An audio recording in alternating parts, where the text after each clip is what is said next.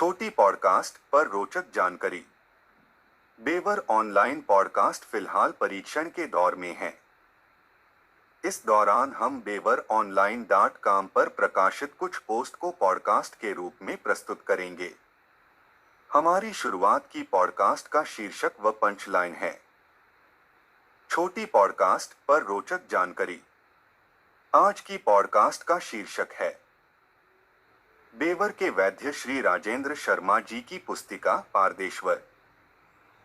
इस वर्ष की सर्दियों के मौसम में मेरा बेवर जाना हुआ। कई घरेलू कार्य निपटाने के बाद मेरे छोटे भाई जितेंद्र प्रताप सिंह ने वैद्य श्री राजेंद्र शर्मा जी से उनके निवास स्थान व क्लिनिक, जो कि GT रोड बेवर में शिखा आयुर्वेदिक स्टोर के पास स्थित है, से परिचय करवाया। उनके अपंत्व व व्यवहार से मैं बहुत प्रभावित हुआ। कई विषयों पर चर्चा हुई। उनमें से एक था पारद यानी कि मरकरी शोधन व उसके उपयोग। बात ही बातों में उन्होंने मुझे बताया कि वे अपने इस पारद ज्ञान को सामाजिक और मानविक हित में लोगों तक पहुंचना चाहते हैं।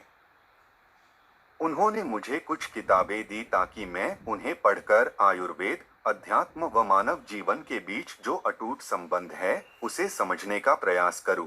इन दी गई किताबों में से एक खास पुस्तिका है जिसका शीर्षक पारदेश्वर है।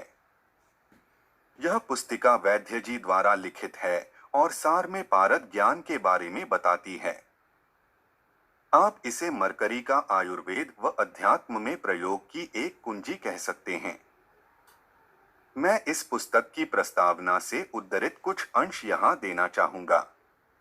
पुस्तिका की प्रस्तावना से लिए गए शब्द।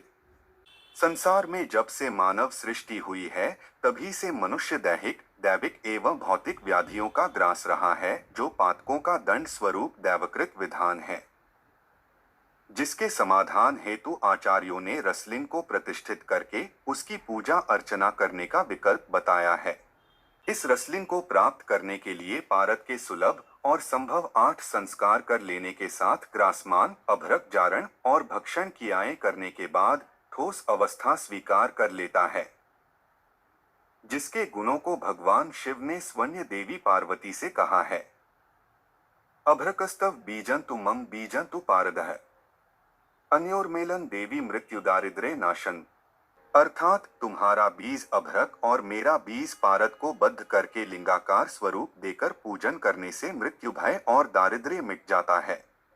रसशास्त्र संशोधकों ने अपने क्रियात्मक संशोधनों द्वारा पारद में विभिन्न प्रकार की शक्ति और प्रभावकारी गुणों का अनुभव करके बताया है कि मानव जीवन को आधे व्याधि से निर्मुक्त रखते हुए वृद्धावस्था रहित, बलवान, सुदृढ़ तथा अमृतत्व प्रदान करने की अचिंत्य और अद्भुत सामर्थ्य है। क्योंकि पारद में जिन द्रव्यों का उद्बोधन किया जाता है उन पदार्थों के संस्कार उसमें नियोजित हो जाते हैं, जिससे पारद की अपनी अलौकिक और अन्य शक्ति की उत्क्रांति होती है, जिसका प्रभाव होता है आनंद, परम मंगल, परम कल्याण, जिसे सभी चाहते हैं। आथ शुभ ही शुभ, श्व श्रेयसन शिवगढ़, कल्याण मंगलन शुभम। यह अलौकिक शक्ति संस्कारों से ही संभव हो पाती है। आत्मा और मन से संबंधित विषयों से मुक्ति पाने के लिए पारद में बंधन संस्कार अपेक्षित है।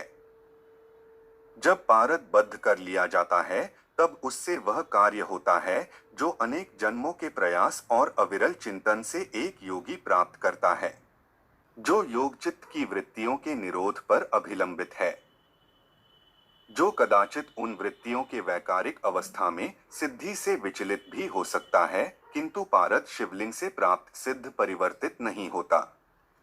पारद शिवलिंग से जो करुणा ज्योति प्रज्वलित होती है उससे साधक के मन और आत्मा को स्वयं का आभास होने लगता है, जिसका पर्यावसान मोक्ष है। यथा रसबंधनश्च स धन्य प्रारभेस्य सततभिव करुण सिद्धरसे करिष्ये महिमः निर्जरामरणम। साभार वैद्य राजेंद्र शर्मा जी द्वारा लिखित पारदेश्वर पुस्तिका की प्रस्तावना से। फोटोज व शब्द पुष्पेंद्र प्रकाश सागर। हम अपने इस पॉडकास्ट के माध्यम से जरूर आग्रह करेंगे कि आप फोटोज सहित पोस्ट का आनंद उठाने के लिए beaveronline.com पर जाकर इस पोस्ट को जरूर देखें।